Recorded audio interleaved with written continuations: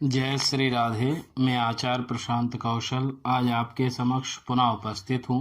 इससे पहले मैंने आपको लघु पाराशरी के 38वें श्लोक में पाप ग्रह की महादशा में पड़ने वाली अन्य ग्रहों की अंतर्दशाओं के फल के बारे में बताया था कि यदि पापी ग्रह की महादशा में अन्य ग्रहों की अंतर्दशाएं पड़ती हैं तो किस प्रकार हम उनके फल का निर्णय करते हैं कि वह अंतर्दशाएं शुभ फल प्रदान करने वाली होंगी या फिर अशुभ फल प्रदान करने वाली होंगी। इस प्रकार इसी क्रम को आज आगे बढ़ाते हुए आज हम लघु पाराशरी के 39वें श्लोक को समझेंगे, जिसमें मारक ग्रह की दशा के बारे में बताया गया है कि मारक ग्रह की महादशा में जब अन्य ग्रहों की अंतर्दशाएं आती हैं तो वह जातक को कब मारक फल देती हैं, कब पाप फल देती हैं, कब शुभ फल देती हैं एवं कब मिश्रित फल प्रदान करती हैं। सबसे पहले श्लोक है, सत्यपि स्वेन संबंधेन हन्ति शुभ भुक्तिषु हन्ति सत्यप्य संबंधे मारकः पाप भुक्तिषु। सबसे पहले इन्होंने बताया है मारक ग्रह की महादशा रहने पर संबंधी होते हुए भी शुभ अंतर्दशा में मरण नहीं होता। मारक ग्रह की महादशा चल रही है और उसमें यदि किसी संबंध रखने वाले शुभ ग्रह की अंतर्दशा आ जाती है तो वह जातक को मृत्युप्रद नहीं होती, उस अंतर्दशा में जातक की मृत्यु नहीं होती। इसी प्रकार संबंध ना होने पर भी पाप अंतर्दशा में मृत्यु हो जाया करती है।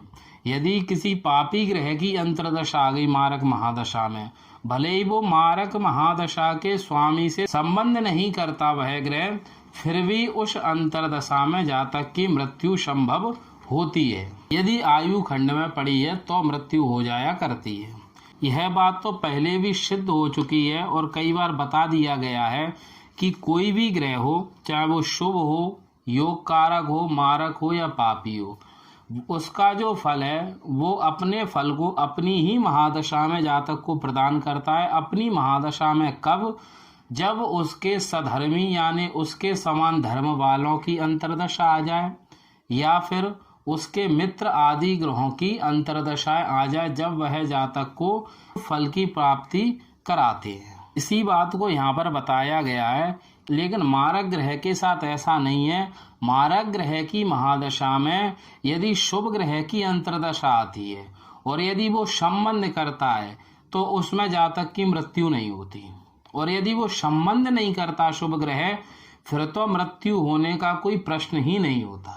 यानी यहाँ पर संबंध एवं असंबंध, शुभ ग्रह यदि करता है तो मृत्यु जातक की नहीं होती, और यदि पापी ग्रह तो संबंध भी नहीं करता, यदि वह आयु खंड में समय पड़ता है तो मृत्यु होना संभव हो जाता है। यहाँ पर एक बात और समझनी चाहिए, इन्होंने बताया भी है मारक ग्रह की महादशा में पड़ने वाले शुभ ग्रह की अंतर्दशा में संबंध हो या ना हो, उसमें यदि मृत्यु संभव नहीं होती जातक की, तो योग कारक तो शुभ से भी अधिक शुभ ग्रह है, उसमें तो जातक की मृत्यु होना असंभव है। तो यहाँ पर एक बात सिद्ध हो गई कि यदि मारक ग्रह की महादशा में शुभ या योग कारक ग्रह की अंतर्दशा पड़ती है, चाहे वो आयु खंड में पड़ी हो, वो संबंध करते हो, संबंध ना करते हो, जब भी उस अंतर्दशा में उनकी अंतर्दशाओं में जातक की मृत्यु नहीं होगी। इसी के विपरीत आप समझें कि यदि मारक महादशा में पापी ग्रह की अंतर्दशा आ जाती है और वह पापी ग्रह मारक ग्रह से संबंध रखता है तो जातक की मृत्यु होना संभव है। संबंध नहीं रखता जब भी मृत्यु होना संभव है। लेकिन यहाँ पर इस बात को कई बार बता दिया गया है, एक बार पुनः यहाँ पे बताया गया है कि आयु खंड का विचार जरूर करना चाहिए। आयु खंड पहले बता दिया गया है, अल्पायु, मध्यम आयु, दीर्घायु, 3 आयु खंड इन्होंने पहले बता दिए हैं, उनका विचार करें। सबसे पहले आयु का विचार करें, फिर आयु खंड का विचार करें। मध्यम आयु सिद्ध हुई है, अल्पायु सिद्ध हुई है या फिर दीर्घायु सिद्ध हुई है। यदि उसी समय पे मारक ग्रह की दशा अंतर्दशा आती है और उसमें पापी ग्रह की अंतर्दशा आती है तो मृत्यु होना संभव होगा।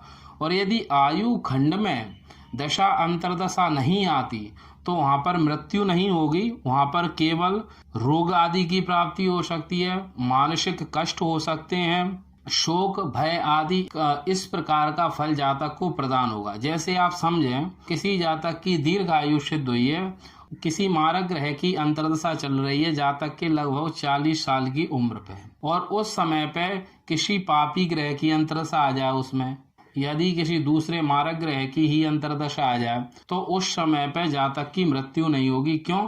क्योंकि वो आयु खंड में नहीं पड़ा। आयु जातक की दीर्घ आयु सिद्ध हुई है और ये तो 40 वर्ष में ही अंतर्दशा आ गई, तो यहाँ पर जातक की मृत्यु संभव नहीं होगी।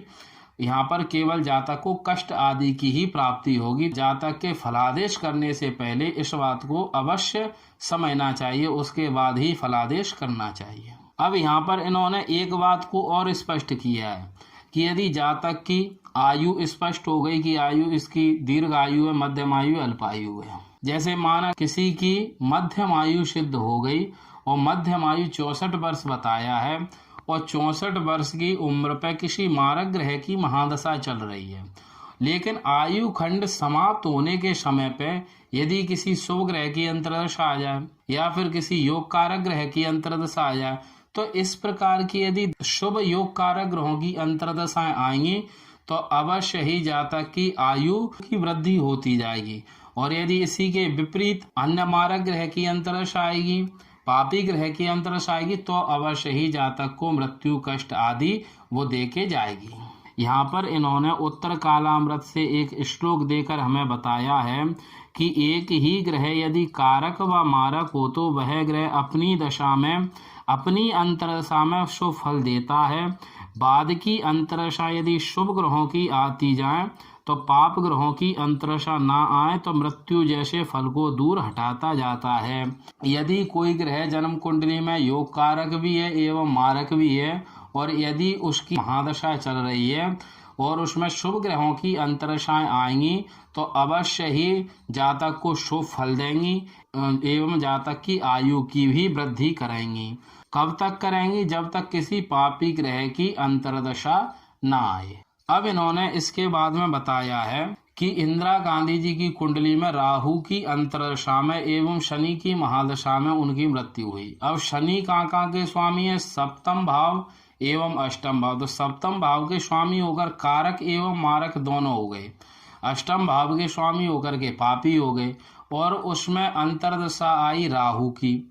इससे पहले भी कई ग्रहों की अंतर्दशाएं आई, केतु की भी आई, शुक्र की भी आई, सूर्य की भी आई, चंद्र की भी आई, मंगल की भी आई, लेकिन इन अंतर्दशाओं में इनकी मृत्यु क्यों नहीं? क्यों? क्योंकि इन ग्रहों को आप जब जन्म कुंडली में ध्यान से देखेंगे तो या तो इनमें से कोई ग्रह सम है, या फिर इनमें से कोई ग्रह योग कारक है, या फिर इनमें से कोई ग्रह शुभ है। इस कारण से इन अंतर्दशाओं में इनकी मृत्यु नहीं हुई। राहु की अंतर्दशा में ही क्यों हुई? क्योंकि राहु षष्ठम भाव में स्थित होने से भावगत अशुभ हो गए। भावेशगत भी अशुभ है क्योंकि शुक्र के साथ स्थित है, और शुक्र चतुर्थ भाव एवं एकादश भाव के स्वामी होकर के पापी हो गए, और पापी होने के बाद में षष्ठम भाव में स्थित हो गए हैं। तो अशुभ ग्रहों की भी संगति के कारण से राहु की अंतर्दशा में इनकी मृत्यु संभव हुई थी। अब इन्होंने यहाँ पर एक शंका प्रकट करके बताया है कि राहु की अंतर्दशा में हुई, लेकिन उससे पहले पापी तो शुक्र भी थे, क्योंकि केंद्र एवं तृष्णाय के स्वामी होकर के षष्ठम स्थान में स्थित थे। तो फिर शुक्र की अंतर्दशा में इनकी मृत्यु क्यों नहीं हुई? तो इन्होंने यहाँ पर कुछ पुस्तकों के प्रमाण से हमें यह बताया है कि शुक्र षष्ठम भाव में स्थित होकर के पापी नहीं माने जाते।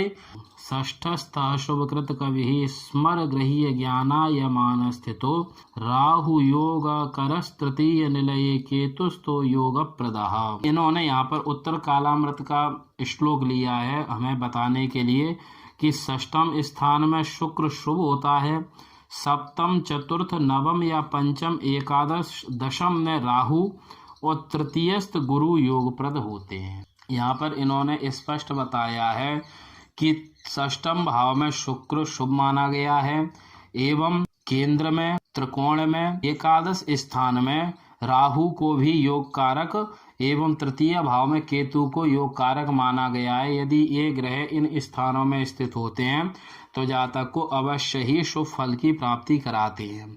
इसके बाद में एक और नियम इन्होंने बताया यहाँ पर कि शुक्र केवल षष्ठम स्थान में ही शुभ नहीं होते, द्वादश स्थान में यदि स्थित होते हैं शुक्र को तो योग कारक माना है। उसका भी इन्होंने यहाँ पर एक श्लोक और दिया है, शुक्रस्य षष्ठ संस्थानम योगदम भवति ध्रुवम व्ययस्थितस्य शुक्रस्य यथा योगम बदंती ही।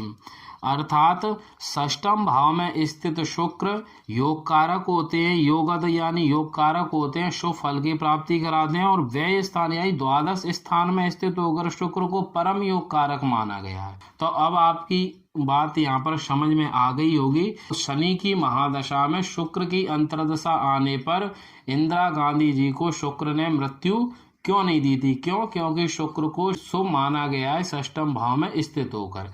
स्पष्ट नियम यही है कि मारक महादशा में संबंधी शुभ ग्रह की अंतर्दशा मृत्युप्रद नहीं होती। इसी प्रकार मारक ग्रह की महादशा में असंबंधी शुभ ग्रह की अंतर्दशा में भी मृत्यु नहीं होती। इसी प्रकार मारक ग्रह की महादशा में संबंधी सम ग्रह की अंतर्दशा में कुछ अशुभ फल की प्राप्ति होती है एवं मारक ग्रह की महादशा में संबंध न रखने वाले सम ग्रह की अंतर्दशा में भी कुछ अशुभ फल की प्राप्ति होती है। मारक ग्रह की महादशा में संबंध रखने वाले योग कारक ग्रह की अंतर्दशा में शुभ फल की भी प्राप्ति होती है।